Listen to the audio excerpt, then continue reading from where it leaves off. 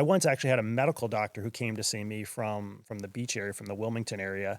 This guy had terrible bloating, terrible like SIBO, like small intestine bacterial overgrowth, all these things. And he first thing he says to me, he goes, "You're going to think this is crazy because everybody thinks this is crazy." He goes, "But I can be barbecuing, and as soon as I could take my finger and touch the barbecue sauce I'm going to put on my chicken, and then put it on my tongue, and as soon as I taste that barbecue sauce, my lower back hurts and my stomach, Mm. my lower belly bloats out like crazy." Just from that quick neurological response of tasting something. It's not in his body yet, essentially, right? Right. But his brain knows it's there, right? Like it's almost like, if you're having a sugar craving, you just taste sugar and you're feeling better right away. Mhm. Typically, you don't have to actually swallow it even by that Right. chance, Right. right?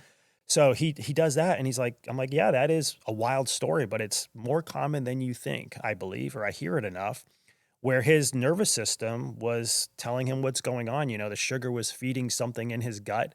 And now the distension of his belly was putting pressure on his lumbar spine. So he has back pain, he has belly pain. It's all just from this hypersensitivity to whatever was growing on in his growing or going on in his belly at the time, just from tasting that sugar that was fueling that process. Mm. So here's an example of, how your nervous system just reacts so eloquently to something, a sensory input and a motor output. Now his belly gets distended and he's getting these muscle imbalances and he's having back pain from literally certain sugars that his body's unable to metabolize, right?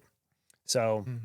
that's a clue of like where for us to look. And then we check things like remedies, herbs to help deal with the infection, or, dietary imbalances like, okay, don't eat this sugar now until the gut's cleared up, and things like that, rather than just, oh, you have back pain, we're going to adjust your back, or, you know, don't eat that right now because it's bad for you. But why is that bad for you? Why can you not handle a little bit of sugar, Right. because that shouldn't obviously happen.